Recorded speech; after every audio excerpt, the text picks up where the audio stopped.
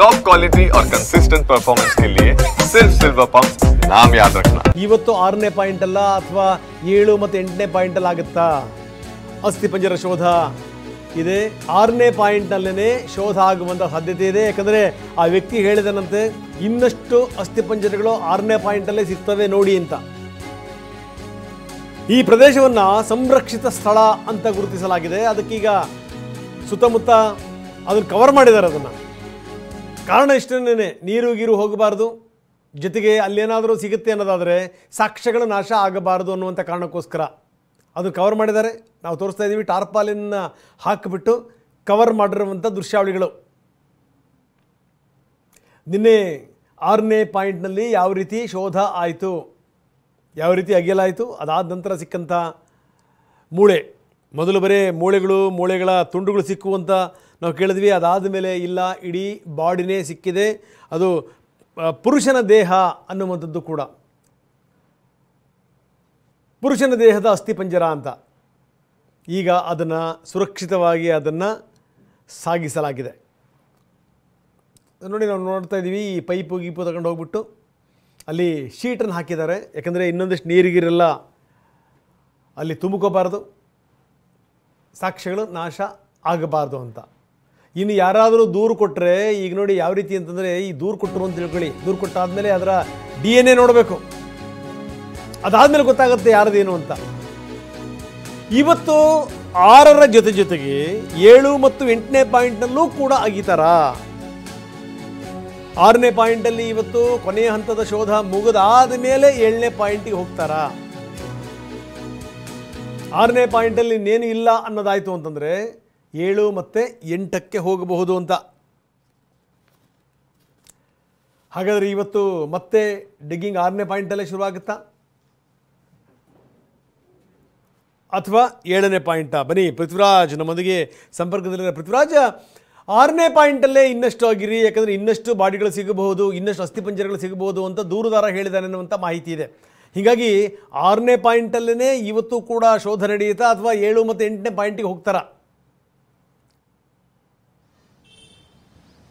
ರಂಗನಾಥ್, ಆರಂಭಿಕ ಹಂತದಲ್ಲಿ ಇವತ್ತು 6ನೇ ಪಾಯಿಂಟ್ ಅನ್ನು ಕೂಡ ಸ್ವಲ್ಪ ನೋಡುವಂಥ ಸಾಧ್ಯತೆಗಳೇನೋ ಅನ್ನೋ ಮಾಹಿತಿ ಸಿಕ್ಕಿರುವಂಥದ್ದು. ಯಾಕೆಂತ ಹೇಳಿದ್ರೆ ಈ ಒಂದು ಅನಾಮಿಕ ದೂರುದಾರ ಆ ಒಂದು ಪಾಯಿಂಟ್ನಲ್ಲಿ ಇನ್ನೂ ಸಾಕಷ್ಟು ಬಾಡಿಗಳು ಇದೆ, ನಾನು ಊತಾಕಿದ್ದೀನಿ ಅನ್ನೋದನ್ನು ಆತ ಮತ್ತೆ ಪುನರುಚ್ಚರಿಸಿರೋದ್ರಿಂದ ಸೊ ಅಲ್ಲೇ ಸುತ್ತಮುತ್ತ ಅಗಿಯುವಂಥ ಸಾಧ್ಯತೆಗಳಿದೆ.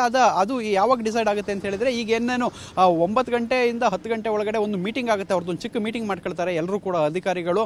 ಅವರ ಆ ಮೀಟಿಂಗ್ನಲ್ಲಿ ಅದ್ರ ಬಗ್ಗೆ ಡಿಸೈಡ್ ಮಾಡ್ಕೊಳ್ತಾರೆ. ಇಲ್ಲ ಅಂತ ಹೇಳಿದ್ರೆ 25ರಿಂದ 30 ಅಡಿ ದೂರದಲ್ಲೇ ಇರುವಂಥದ್ದು, ಅಂದರೆ 6ನೇ ಪಾಯಿಂಟಿಂದ ಸ್ವಲ್ಪ ದೂರದಲ್ಲೇ ಇರುವಂಥದ್ದು 7ನೇ ಪಾಯಿಂಟ್ ಆಗಿರುತ್ತೆ. ಸೊ ಅಲ್ಲೂ ಕೂಡ ಆತ ಸಾಕಷ್ಟು ಬಾಡಿಗಳನ್ನು ಹಾಕಿದ್ದೀವಿ ಅಂತ ಹೇಳಲಾಗಿರುವಂಥದ್ದು. ಮತ್ತು ಆ ಒಂದು ಪ್ರದೇಶದಲ್ಲೂ ಕೂಡ ಈಗ ಮೇಲೆ ಶೀಟ್ ಎಲ್ಲ ಹಾಕಿ ಎಲ್ಲ ವ್ಯವಸ್ಥೆಯನ್ನು ಮಾಡಿದ್ದಾರೆ. ಸದ್ಯಕ್ಕೆ ಆ ಒಂದು ಪ್ರದೇಶ 2 ಅಕ್ಕಪಕ್ಕ ಇರೋದ್ರಿಂದ ಸೊ ಅಲ್ಲಿ ಅದ್ರ ಜೊತೆಗೆ ಅಲ್ಲೂ ಕೂಡ ಉತ್ಕಲ್ಲ ಮಾಡುವಂಥ ಸಾಧ್ಯತೆಗಳಿದೆ. ಯಾಕೆಂತ ಹೇಳಿದ್ರೆ ಆತ ರ್ಯಾಂಡಮ್ ಆಗಿ ತೋರಿಸಿರುವಂಥದ್ದು ಇದು 6ನೇ ಪಾಯಿಂಟ್, ಇದು 7ನೇ ಪಾಯಿಂಟ್ ಅಂತ. ಮಧ್ಯದಲ್ಲಿ ಒಂದು 25 ಅಡಿ 25ರಿಂದ 30 ಅಡಿ ಡಿಸ್ಟೆನ್ಸ್ ಇಟ್ಕೊಂಡಿದ್ದಾನೆ. ಸೊ ಅದರಿಂದ ಅವೆರಡು ಪಾಯಿಂಟ್ನಲ್ಲಿ 8 ಬಾಡಿಗಳಿದೆ ಅಂತ ಆತ ಹೇಳಿರುವಂಥದ್ದು. ಅದಕ್ಕೋಸ್ಕರ 7ನೇ ಪಾಯಿಂಟಿಂದ ಸ್ಟಾರ್ಟ್ ಮಾಡಿ ಈ ಕಡೆಗೆ ಬರ್ತಾರೆ, ಇಲ್ಲ 6ನೇ ಪಾಯಿಂಟನ್ನೇ ಸುತ್ತಮುತ್ತ ಸ್ವಲ್ಪ ನೋಡಿ 7ನೇ ಪಾಯಿಂಟಿಗೆ ಹೋಗ್ತಾರೆ ಅನ್ನೋದು ಗೊತ್ತಾಗಬೇಕಾಗಿದೆ. ಇಲ್ಲಿ 7ನೇ ಪಾಯಿಂಟಲ್ಲಿ ಏನೂ ಸಿಕ್ಕಿಲ್ಲ ಅಂತ ಹೇಳಿದರೆ ಅದು 8ನೇ ಪಾಯಿಂಟ್ 9 ಪಾಯಿಂಟ್ ಈ ಥರ ಕಂಟಿನ್ಯೂ ಆಗುತ್ತೆ. ಏನಾದರೂ 7ನೇ ಪಾಯಿಂಟಲ್ಲಿ ನೆನ್ನೆ ರೀತಿ ಈ ಥರದ ಅಸ್ಥಿಪಂಜರಗಳೇನಾದರೂ ಸಿಗ್ಲಿಕ್ಕೆ ಆರಂಭ ಆದರೆ ಇವತ್ತು ಇಡೀ ದಿನ ಕೂಡ 7ನೇ ಪಾಯಿಂಟೇ ಆಗುವಂಥ ಸಾಧ್ಯತೆಗಳಿದೆ. ಯಾಕೆಂತ ಹೇಳಿದರೆ ಅದನ್ನು ತುಂಬ ಸೂಕ್ಷ್ಮವಾಗಿ ನೆನ್ನೆ ಏನು ಇಡೀ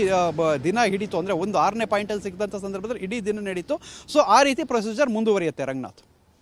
ಇಲ್ಲೊಂದು ಅತ್ಯಂತ ಸಹಜವಾದಂಥ ಒಂದು ಪ್ರಶ್ನೆ ಇದೆ. ಏನು ಅಂತಂದರೆ, ಈಗ ಸಿಕ್ಕಿರುವಂಥ ಬಾಡಿ ಇದೆಯಲ್ಲ, ಅಂದರೆ ಅಸ್ಥಿಪಂಜರ ಇದೆಯಲ್ಲ, ಅಸ್ಥಿಪಂಜರ ಅದು ಪುರುಷನ ಅಸ್ಥಿಪಂಜರ ಅನ್ನುವಂಥದ್ದು. ಪುರುಷನ ಅಸ್ಥಿಪಂಜರ ಅಂತಂದರೆ ಅದನ್ನು ಯಾವ ರೀತಿ ಅದನ್ನು ಪರಿಶೀಲನೆ ಮಾಡ್ತಾರೆ, ಜೊತೆಗೆ ಏನಂದರೆ ಯಾವ ರೀತಿ ತನಿಖೆ ಶುರುವಾಗುತ್ತೆ, ಅದು ನಂಬರ್ 1. ನಂಬರ್ 2, ಏನಾದರೂ ಮುಂದಿನ ದಿನಗಳಲ್ಲಿ, ಯಾಕಂದರೆ ಇದೇನಾದರೂ ಈ ಪುರುಷನ ಅಸ್ಥಿಪಂಜರ ಅಲ್ಲದೇ ಹೆಣ್ಣಿನ ಅಸ್ಥಿಪಂಜರ ಆಗಿದ್ದಿದ್ರೆ ಅದಕ್ಕೆ ಸಂಬಂಧಪಟ್ಟಂಗೆ ಹಲವಾರು ಕಥೆಗಳು ಉಟ್ಕೊಳ್ತಾ ಇದ್ವು.